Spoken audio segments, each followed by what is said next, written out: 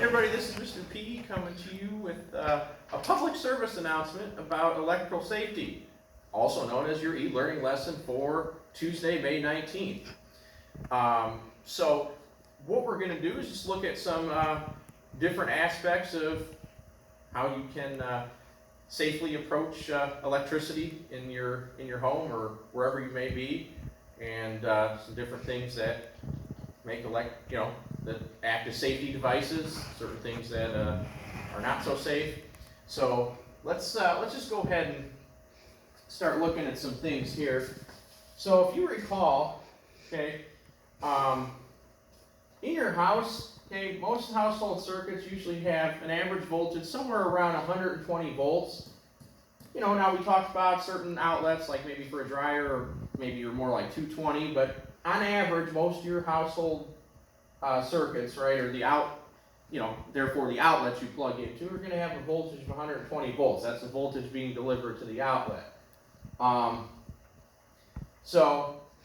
Each device that is turned on is going to increase the current that's being drawn. Okay, so each new device you turn on, okay, is going to be increasing the current. So if I have a radio plugged into an outlet, then I plug in a TV, there's going to be more current flowing to that outlet, right? Because it's going to draw more current. So the more devices I turn on or plug in, okay, it's going to draw more current. If the current, though, exceeds the circuit safety limit, so that means it goes above the safe limit for the circuit, the wire actually overheats. So the wire in the circuit can overheat. So one thing that prevents this, okay, is called a fuse. So you can see an example of it down here. It's actually particularly a 50 amp or 15 amp fuse. So a fuse prevents current overload in the circuit. So a wire in the center of the fuse actually melts if too much current passes through it. So if the wire melts, what's going to happen? It's going to break the circuit, right?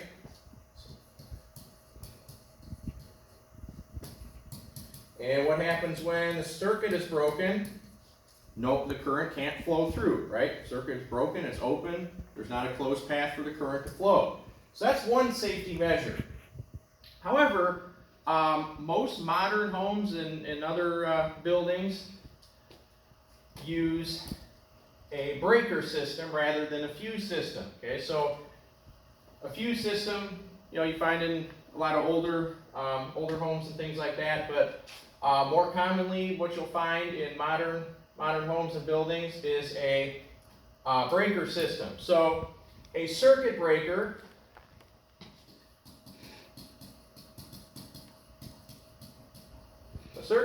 is a switch that opens when current in the circuit is too high. So we talked about switches before, right? Switch is open, breaks the circuit, no current flows. Switch is closed, current can flow. So again, a circuit breaker is just a switch that opens when the current in the circuit is too high. So this is another safety device.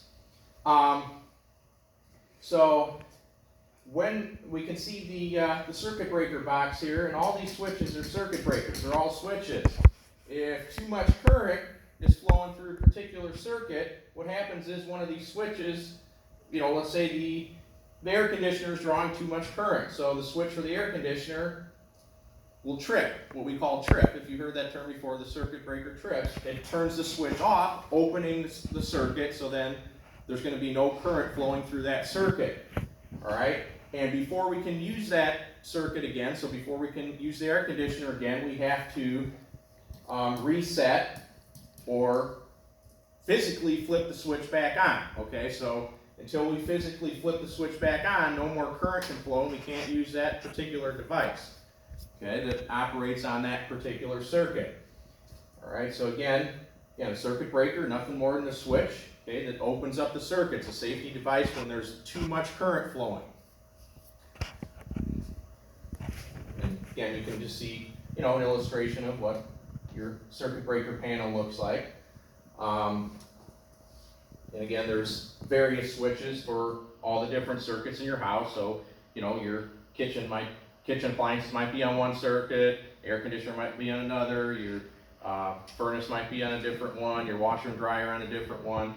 And again, if there's any excess of current going to any of those circuits, those switches will open up, right? They'll literally turn off basically and cut the current off and open up the circuit.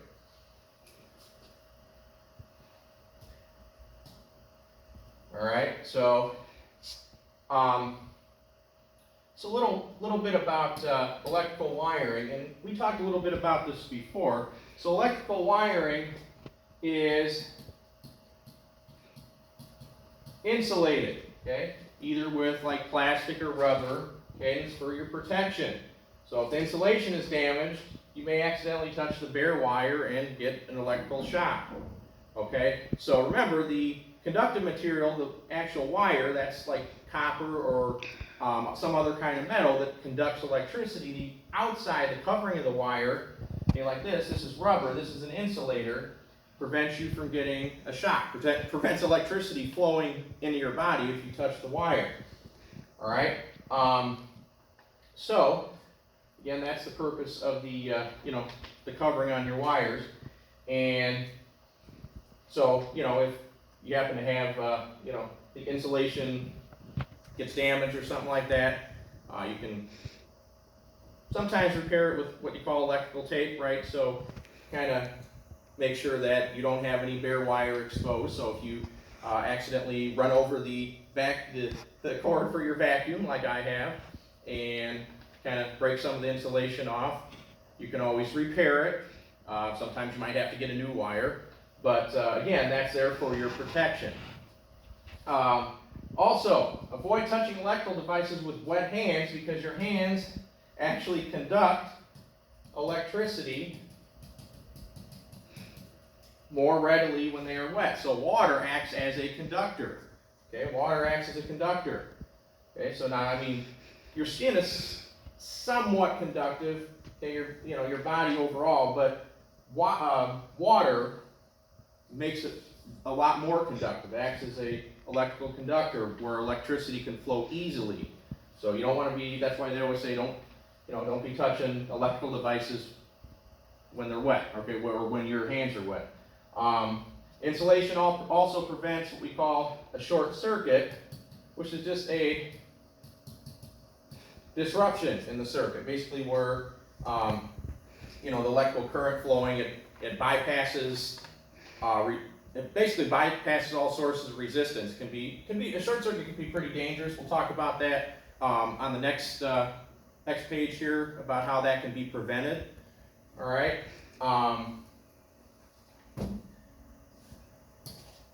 So speaking of that, speaking of short circuits, a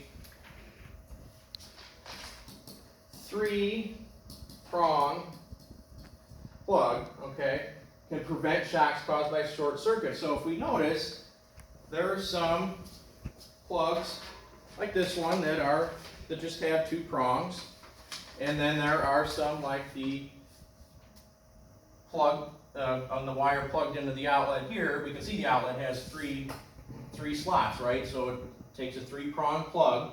And what's the difference between those? Okay, so what we can see is that in a 3-prong plug we have what we call a grounding plug, or inside the outlet is a grounding wire.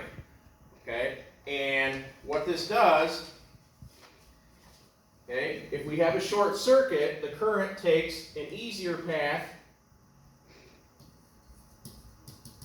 to the ground through the grounding wire. Okay, and again, the transfer of excess charge or current, in this case, through a conductor, which is that wire, okay, that grounding wire that's hooked up to the outlet here, okay, that's called grounding. Okay, so the transfer of the excess charge or current to the earth is called grounding. So again, so if you ever notice in your electrical outlet, one side is a little bigger than the other, so there's neutral, okay, and we notice on this plug, okay, there's one that's a little bigger than the other, okay, a little, I guess you'd say taller than the other, a little, and then there's what we call the hot side and then the ground. So two-prong plugs only have the neutral and the hot, okay, so just plug it in. And again, it makes a difference if you plug it in, because if you try to plug it in upside down and you have the neutral and the hot switch around, you can't plug it in. So that's why there's a difference there, okay? Those are two different wires, okay, that are behind the outlet. You have to plug the correct prongs into those slots. And then, of course, we got the grounding plug, or the grounding part of the outlet, where you plug in that third prong that's kind of rounded there. And again, that, in the case of a short circuit, okay, the current's going to take an easier path to the ground, right? That's why it's called grounding. So rather than escaping, okay, it's going to go to the ground, literally to the ground, to the earth. So that's a safety device. And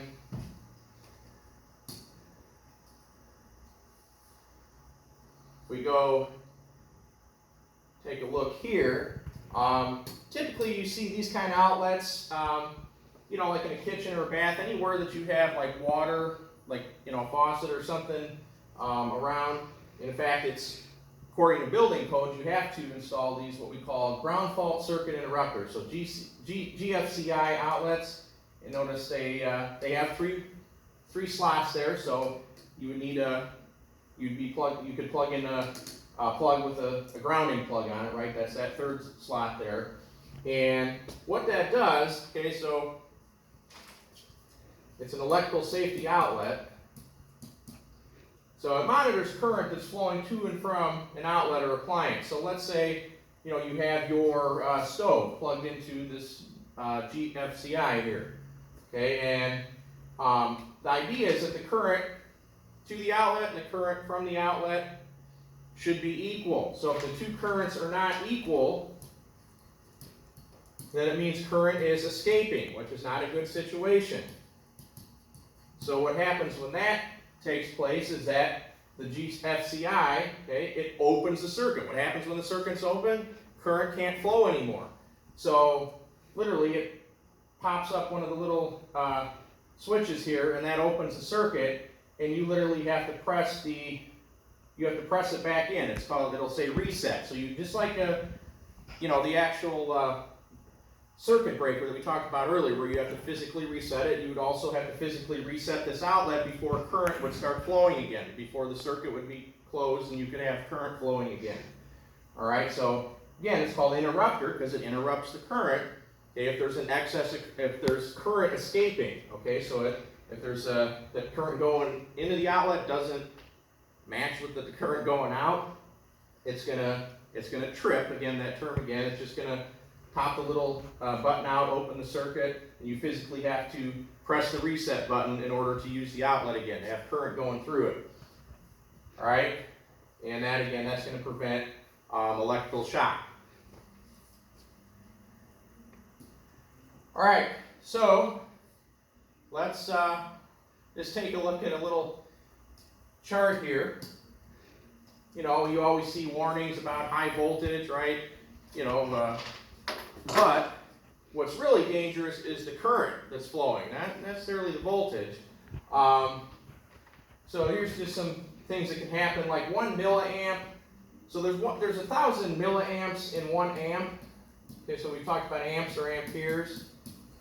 So 1 milliamp's only like 0.001 amps. Okay, so we get a slight tingling sensation at 0.005 amps, which is 5 milliamps. Feel a slight shock. From 6 to 30, so that would be 0.006, all the way up to 0.03 amps. That can be a painful shock. So see, we're not even anywhere near 1 amp here. Okay. So at fractions of an amp, we can have serious effects. So painful shock, loss of muscular control. 50 to 150 milliamps. So we're looking at 0.05 to 0.15 amps, okay? This can cause extreme pain, muscular contractions, you might stop breathing. Yes, unfortunately, death is possible. 1,000 to 4,300, so that'd be 1 amp to 4.3 amps. All right, so nerve damage, it can actually stop your heart, right? Because your heart is, there's electrical activity that is associated with your heart beating, and a current this high can disrupt that electrical activity, and disrupt your heart rhythm and stop your heart. Death is unfortunately a possibility there. 10,000 milliamps would be 10 amps. Okay, so this is where it really gets kind of really dangerous. So severe burns, again, heart can stop. You could not survive that possibly. So again, yes, you hear all danger high voltage, but really they should be putting up signs that say danger current, right, or high current, not voltage. You can have high voltage without a lot of current, right? It's all about the amount of current flowing through the system. Okay. All right. So again, that concludes our message on electrical safety. You will have a few questions to answer in the folder for this day on Schoology, in the 519 e-learning folder. There'll be a series of questions you'll answer about electrical safety related to things we talked about. And that's all.